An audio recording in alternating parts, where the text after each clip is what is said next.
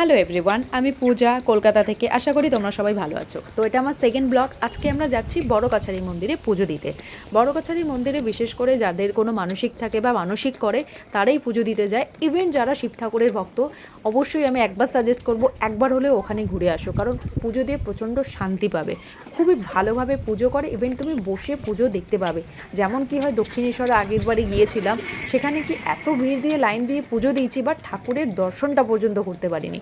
But এখানে সেটা হয় না, এখানে তুমি বসে ভালোভাবে পুজো দেখতে পারবে অ্যান্ড পুজো দিয়েও শান্তি।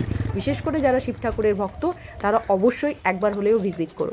বাট লোকেশানটা খুবই বাজে জায়গার, কারণ লোকেশানটা হচ্ছে না কোনো তোমার ট্রেন রুট আছে, নাই কোনো তোমার বাস রুট আছে। তোমাকে যদি যেতে হয় তাহলে তোমাকে কোনো ডাইরেক্ট গাড়ি বা কোনো অটো বুক করে তোমাকে ওখানে যেতে হবে। তো এখন এই যাচ্ছি হাঁটি হাঁটি পায়ে, যাব নিউগড়িয়া স্টেশন, ওখান থেকে ট্রেন ধরে সোনারপুর যাব, দেন ওখান থেকে প্ল্যানিং আছে আমাদের ডাইরেক্ট অটো করে বড় কাছারি যাব। অ্যান্ড শীতকালে সকাল বলে দেখছো রোদটা ভালোই উঠেছিল, বাট শীতকালে সকাল বলে রোদটা গায়ে বেশ ভালোই লাগছিল।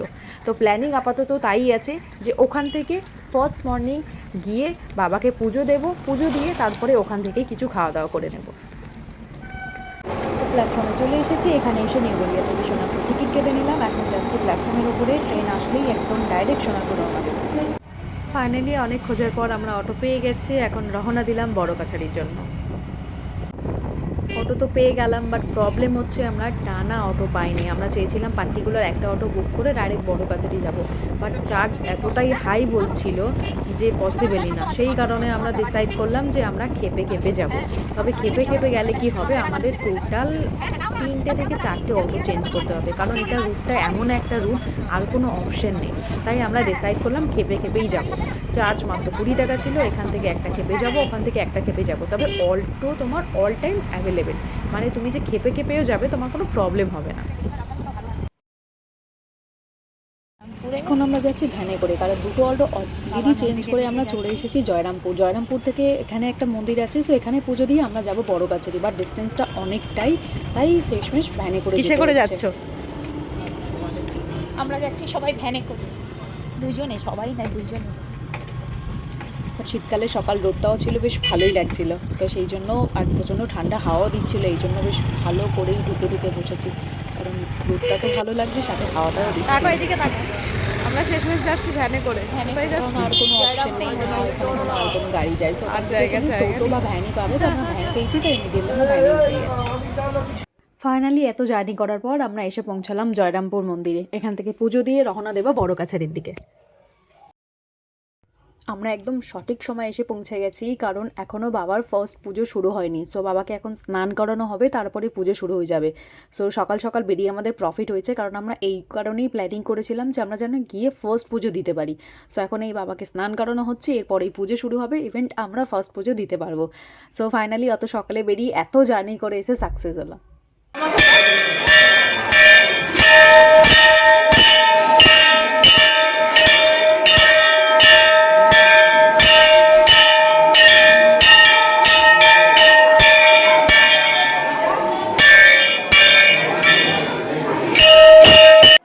আজকেও এসে দেখি প্রচণ্ড ভিড় হয়েছিল, বিশেষ করে মঙ্গলবার শনিবার প্রচণ্ড ভিড় হয়, যেহেতু বাবার পুজো করা হয়।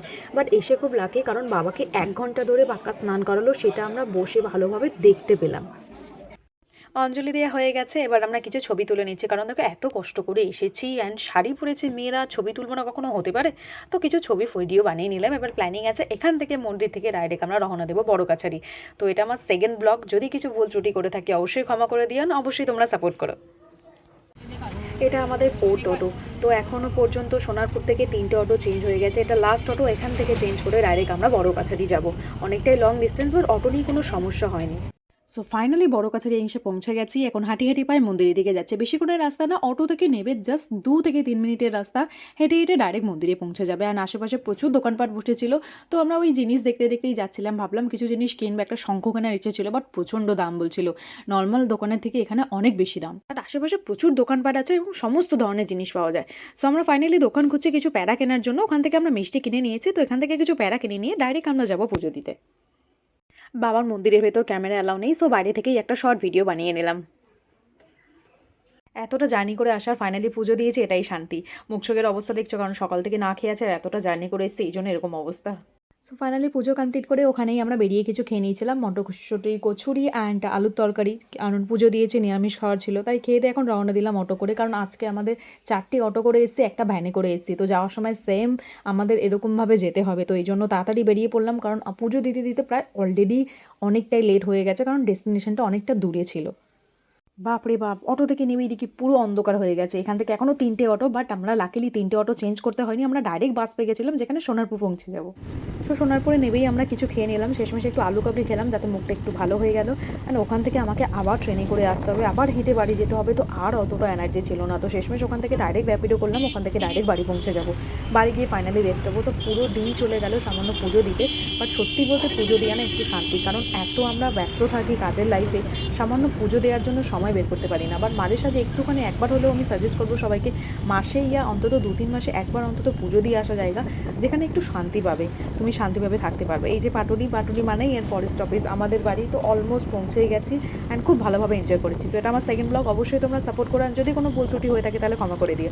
By bye, take care everyone.